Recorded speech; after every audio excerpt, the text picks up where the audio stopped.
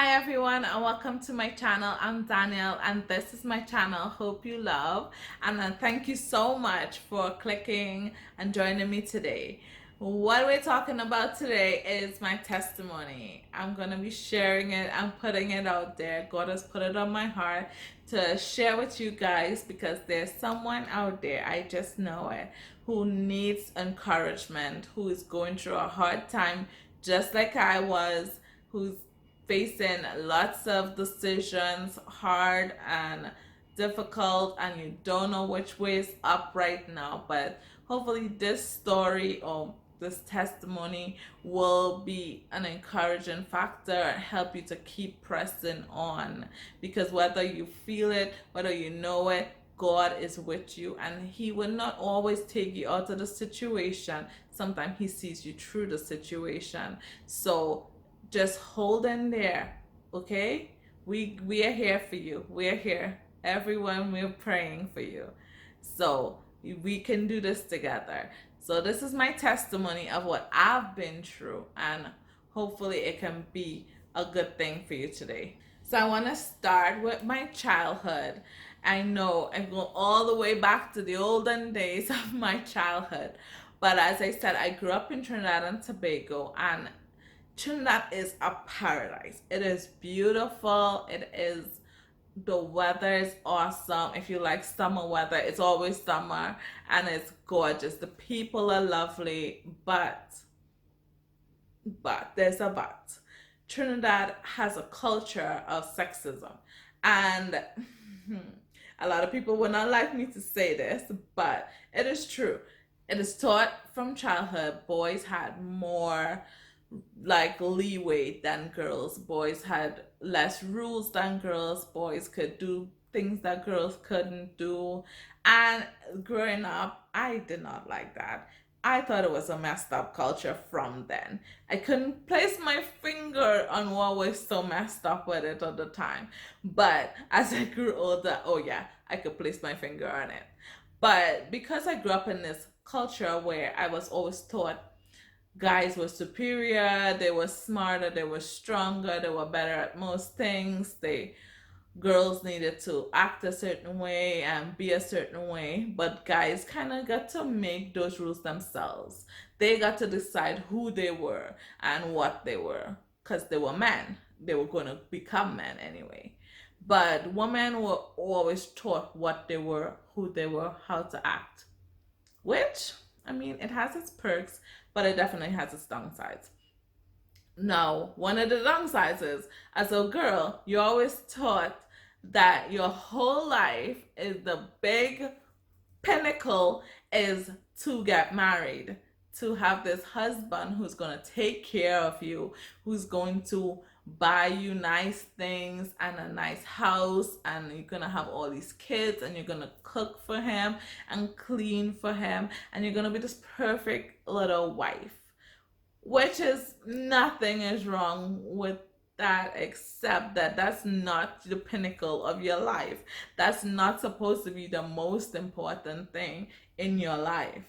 So I had a huge problem with that growing up. And of course, people thought, what was wrong with me? Because this is how it is. Why am I arguing with this system when this is how it's been always?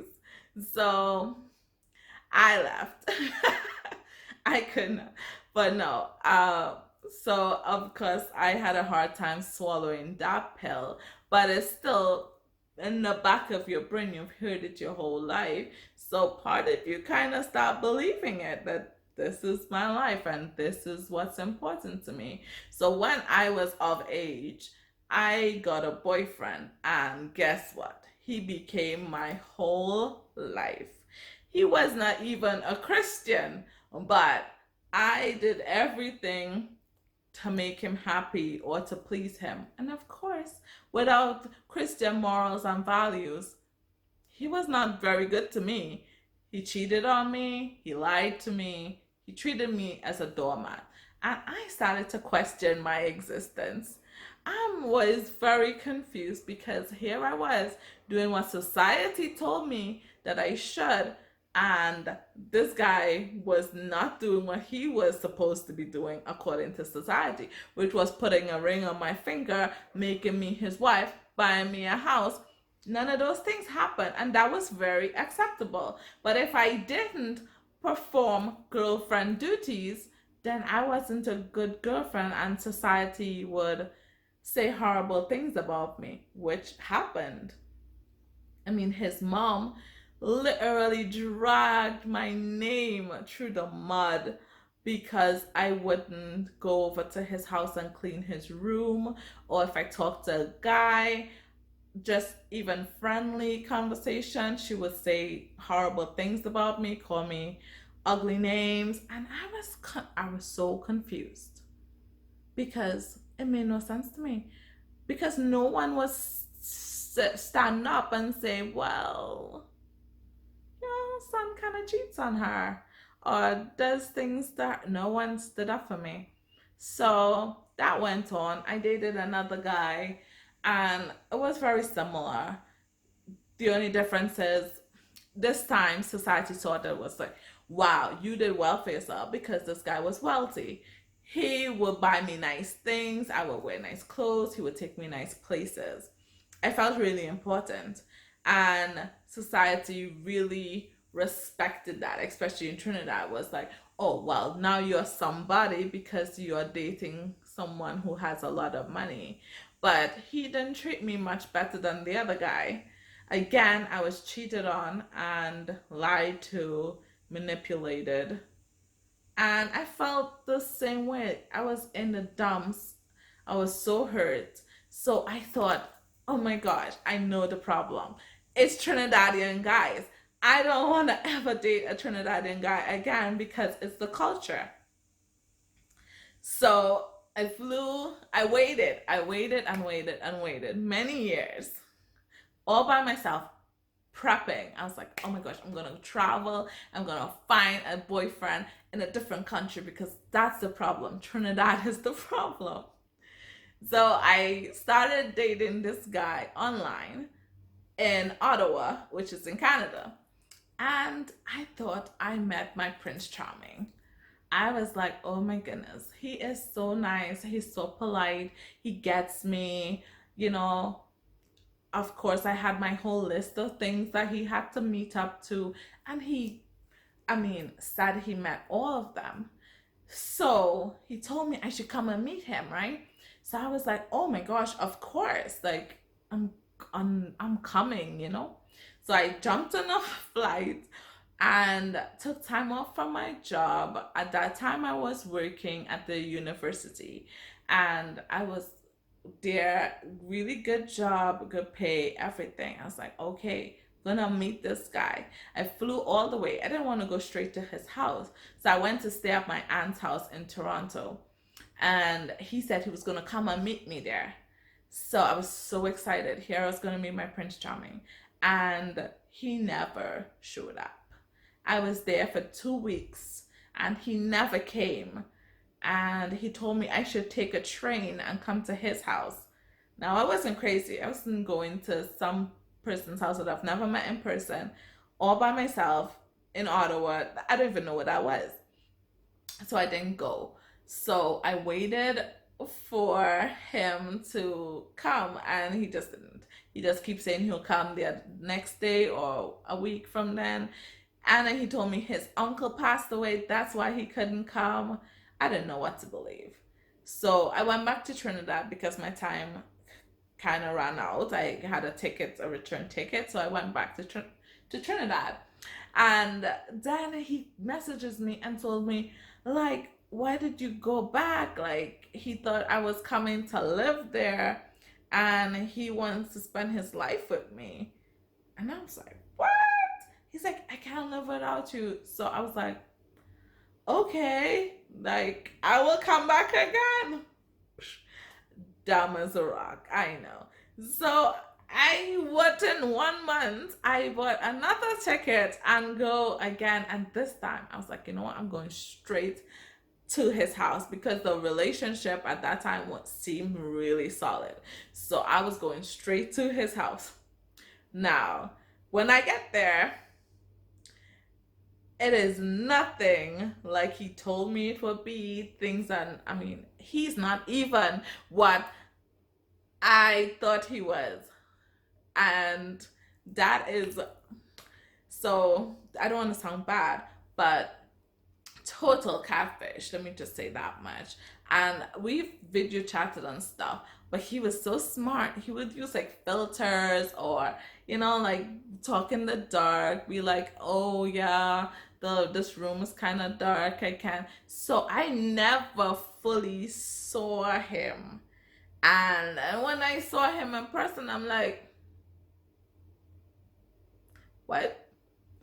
But I was here, I was Christian. So I was trying to see past the physical, see into his soul and see a good person, the person that I've talked to for over like a year. So I tried to give it a chance. So he took me to his house that he told me, like, of course he would take care of me and blah, blah, blah.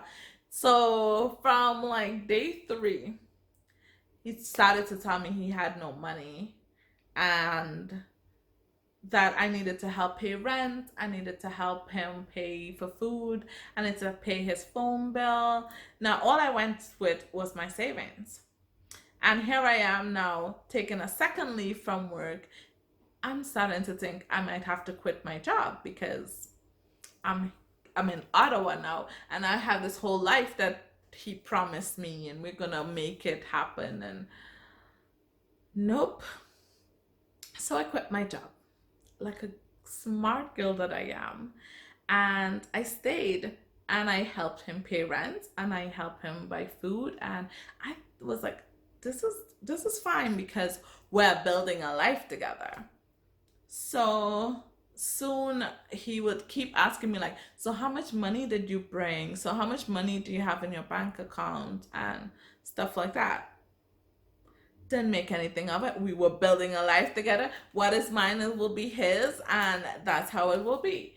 So, of course, I told him, and then he keeps having more needs. He had loans to pay back. Apparently, he filed for bankruptcy that year, and I was like, what? What is all of this all of a sudden? And then when I would say no to something, he would tell me he wasn't happy in a relationship and maybe we should. And I was like, I just quit my job. I just moved all the way to another country. Like, we're gonna make this work. So, turns out he was just a huge liar.